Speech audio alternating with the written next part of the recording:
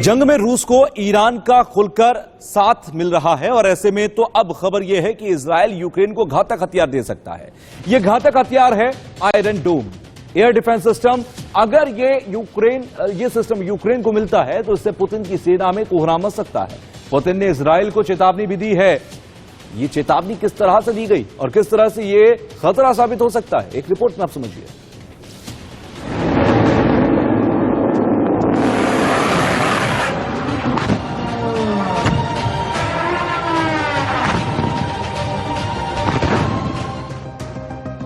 रूस यूक्रेन जंग होगी और खतरनाक।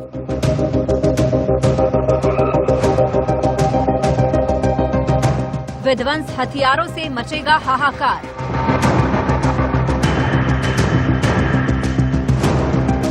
रूसी सेना पर होगा जोरदार पलटवार।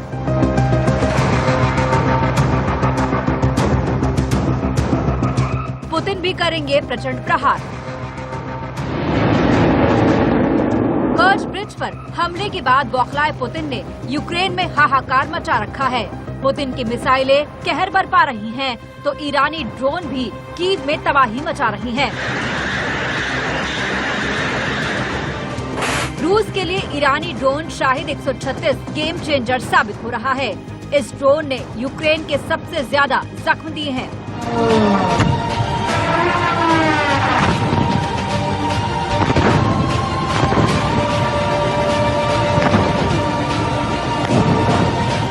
और यूक्रेन के पास इससे निपटने की कोई काट भी नहीं है। हताश हो चुकी पुतिन की सेना इन्हीं ड्रोन के जरिए जंग में हवा का रुख बदल रही है।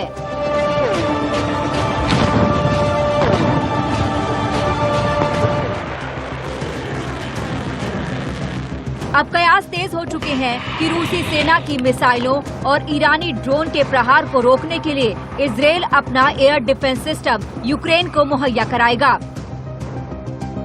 यूक्रेन पर मिसाइल हमले के बाद नेटो ने भी कहा था कि यूक्रेनी सेना को इजरायली डिफेंस सिस्टम की जरूरत महसूस हो रही है। अब सवाल है कि इजराइल का एयर डिफेंस सिस्टम क्या वाकई रूसी मिसाइलों और ईरानी ड्रोन से कीव की रक्षा कर पाएगा। इजरायली सेना के पास आयरन ड्रोन सिस्टम है और इसे दुनिया का सबसे खतरनाक और सटीक वार करने वाला माना जाता है। सवाल ये है कि इजराइल का आयरन डिफेंस सिस्टम क्या वाकई रूसी मिसाइलों और ईरानी ड्रोन से कीव की रक्षा कर पाएगा।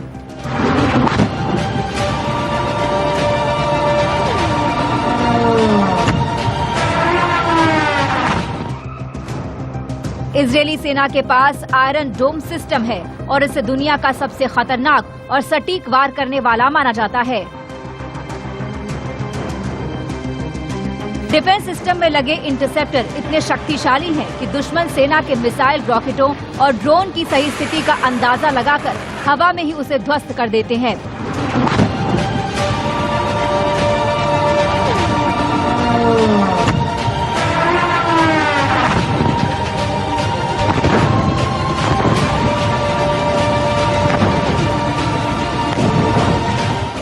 इजरायली सेना का दावा है कि डिफेंस सिस्टम दुश्मनी सेना की 90% मिसाइलों को हवा में ध्वस्त करने में सक्षम है।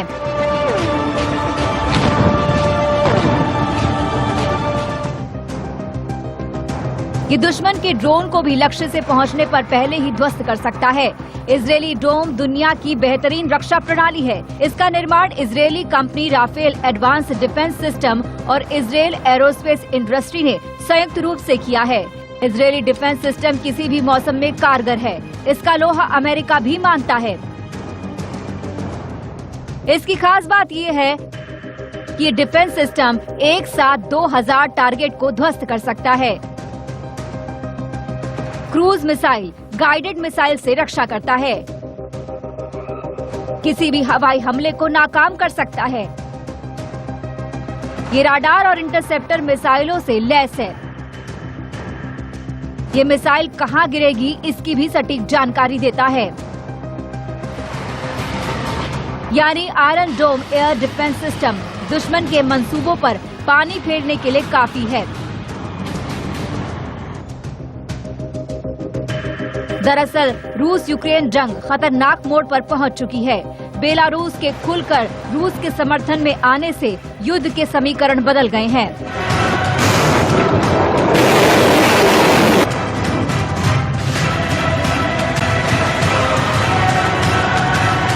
रूसी सेना के आक्रामक तेवर को देखते हुए नेटो ने भी जवाबी कार्रवाई के लिए कमर कस ली है। नेटो जंगी ड्रिल में जुटा हुआ है। इसी बीच रूस के पूर्व राष्ट्रपति दिमित्री मेदवेदेव ने इजरायल को यूक्रेन की मदद करने के लिए चेतावनी दी है। दिमित्री ने कहा कि अगर इजरायल यूक्रेन को हथियार सप्लाई करेगा तो रूस और इजरायल के राजनयिक संबंध खराब हो जाएंगे। यानी साफ है कि इजरायल अगर यूक्रेन को आयरन डोम देता है तो पुतिन का पारा हाई होना भी लाजमी है और अगर गुस्साए तो जंग और भयानक होनी भी तय है। Bureau report, India news.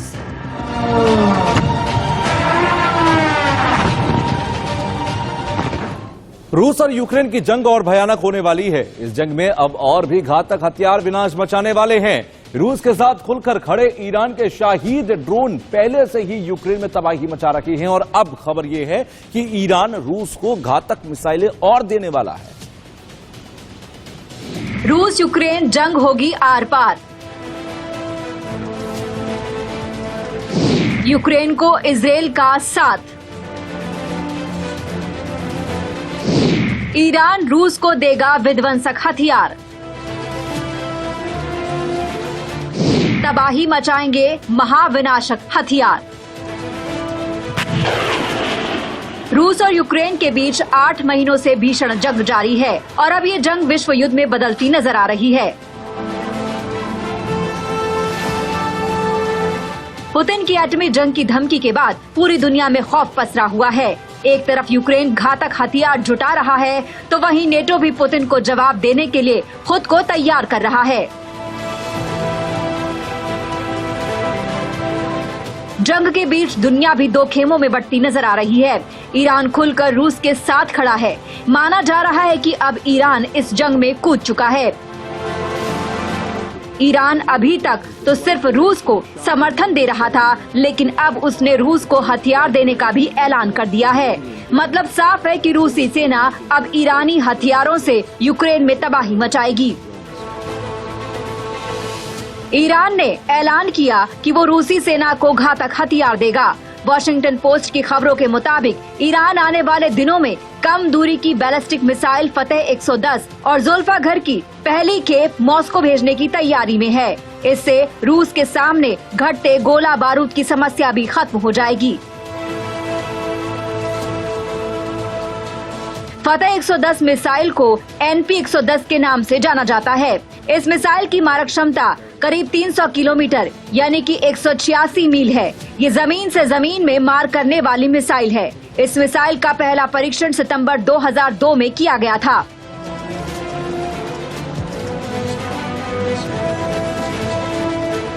वहीं जुल्फागर सामरिक बैलिस्टिक मिसाइल है जिसे फतेह 110 परिवार में आधारित माना जाता है।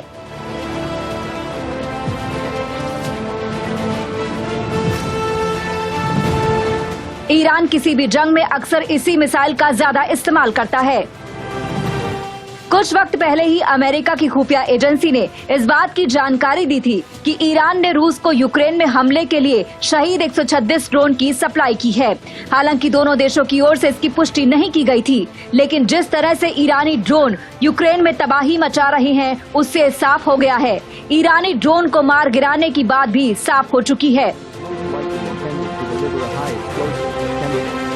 ईरान की रूस को हथियारों से मदद करने पर पश्चिमी देशों और अमेरिका में टेंशन बढ़ गई है। यूक्रेन ने यूरोपीय यूनियन से ईरान पर कड़े प्रतिबंध लगाने की मांग की है। यूक्रेन का कहना है कि ईरान रूस को हथियारों की सप्लाई कर रहा है। वैसे ईरान और अमेरिका में पहले से ही 36 का आंकड़ा है। ऐसे में रूस का साथ देने से उसकी मुश्किलें बढ़ सकती हैं।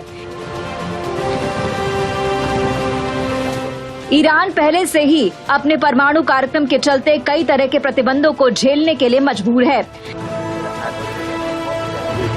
वहीं यूरोपीय यूनियन भी उसके खिलाफ कड़े प्रतिबंध लगा सकता है। यदि ऐसा होता है तो ईरान के लिए परेशानी खड़ी हो जाएगी, लेकिन लगता है कि ईरान को इन प्रतिबंधों की खास फिक्र है ही नहीं। prompting the IR Bureau Report, India News. retaliation the next day.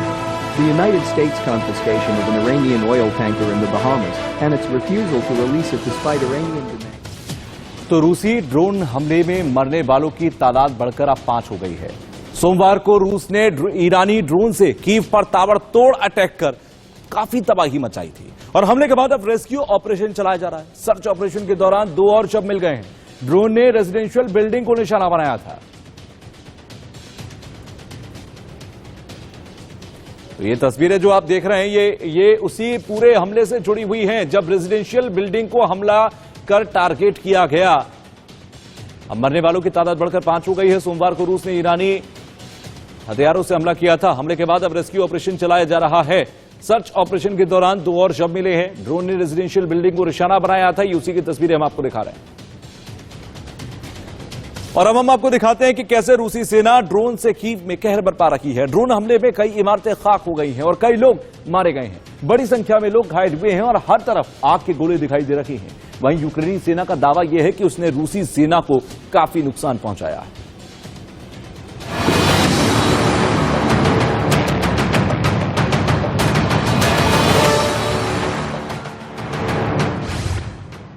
Ukraine पर पुतिन का भीषण प्रहार।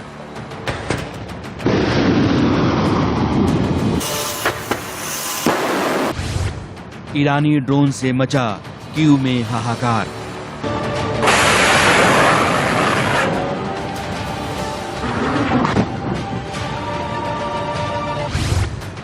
हर तरफ धुआं, आग ही आग।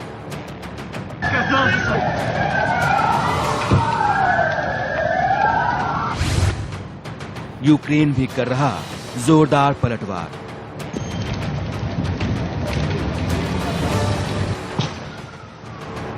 रूस और यूक्रेन की जंग बेहद खतरनाक मोड़ पर है। रूस ने एक बार फिर यूक्रेन की राजधानी कीव पर कामिकाजे ड्रोन से हमला किया है। तस्वीरों में आप देख सकते हैं कैसे ड्रोन के हमले में इमारतें आग का गोला बन रही हैं। कीव में 4 धमाकों की आवाज सुनाई दी। कीव शहर में रूसी सेना ने ईरान में बने कामिकाजे ड्रोन से हमला किया है। इसमें कई इमारतों को नुकसान पहुंचा है। इनमें से एक बिल्डिंग पूरी तरह तबाह हो गई है। I'm at the scene of the drone strike explosion in Kyiv this morning. The city was hit by several kamikaze drones designed by Iran, deployed by Russia. And as of now, the situation is calm. Police have cordoned off the streets and are preventing anyone from getting any closer, which makes sense.